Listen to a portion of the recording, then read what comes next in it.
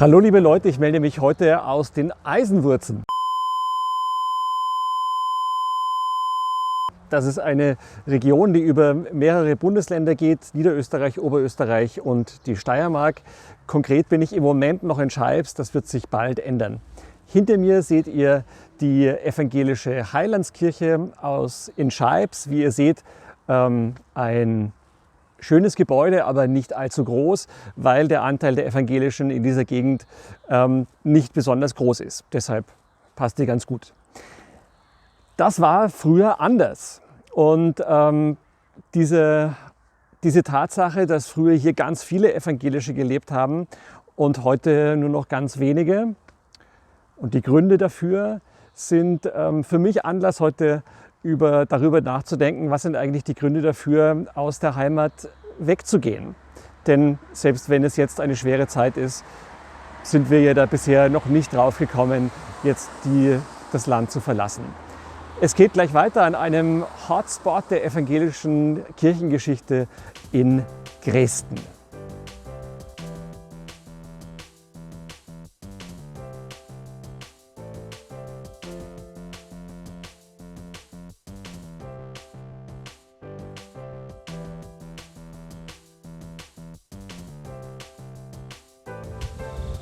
Ja, nun bin ich in Graeston angekommen, eine Marktgemeinde im Bezirk Scheibs in den Eisenwurzen. Und vielleicht ist nicht vielen bewusst, was für ein wichtiger Ort Graeston für die evangelische Geschichte ist, weil man hier etwas Wichtiges nachvollziehen kann. Ende der 1620er Jahre wurde hier versucht, endlich wieder den katholischen Glauben zu etablieren oder zum Sieg zu verhelfen, obwohl da eigentlich in weiten Teilen des Landes die Evangelischen schon stark unter Druck waren, war es anscheinend hier besonders nötig, nochmal eins draufzulegen. Und dann 25 Jahre später wurde nochmal erhoben hier, wie viele Evangelische und Katholische es gibt, und es hat sich herausgestellt, ungefähr über 1200 Evangelische und etwas über 500 Katholische. Also 25 Jahre lang haben die Evangelischen hier ihren Glauben aufrechterhalten, obwohl es schon wirklich stramme Gegenmaßnahmen gegeben hat. Das geistliche Leben war schon stark erschwert.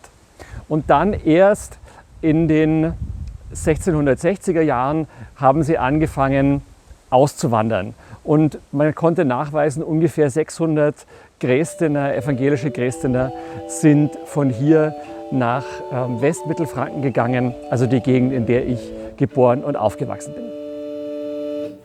Ich bin ein armer Exulant, also muss ich mich schreiben.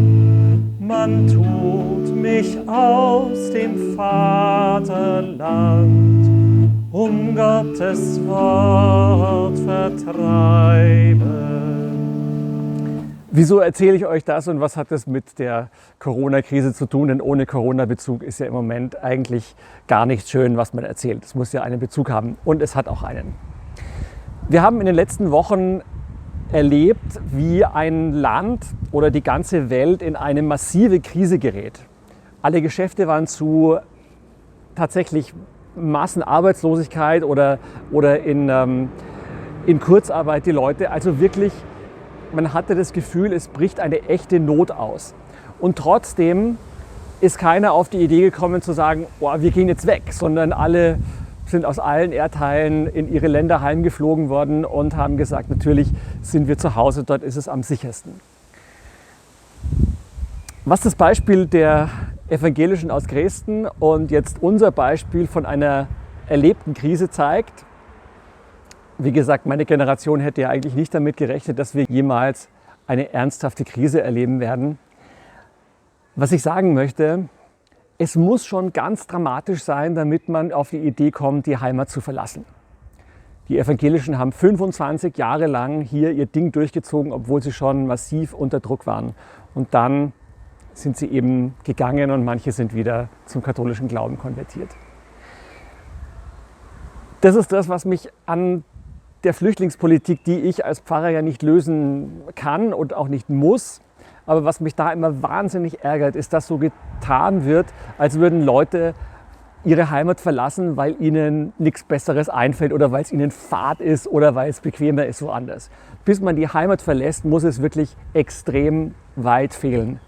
Und dieses Beispiel zeigen mir die glaubenstreuen Evangelischen aus Dresden, die 25 Jahre probiert haben, dass es besser wird. Und erst dann, als sie gemerkt haben, es geht nicht, sind sie gegangen.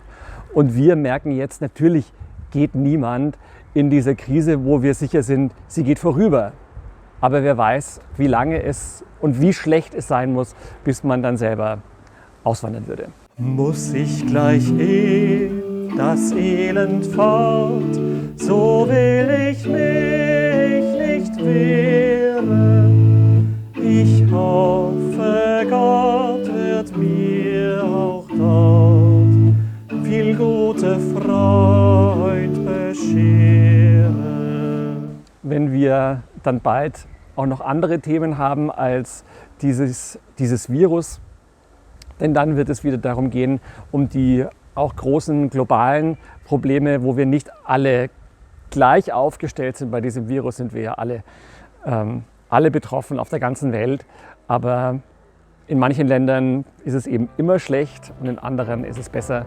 Und ich denke, wir müssen alle bedenken, niemand geht zum Spaß oder weil es leicht fällt, sondern weil es schon sehr lange oder aussichtslos schlecht ist. Damit wünsche ich euch alles Gute, bis zum nächsten Mal.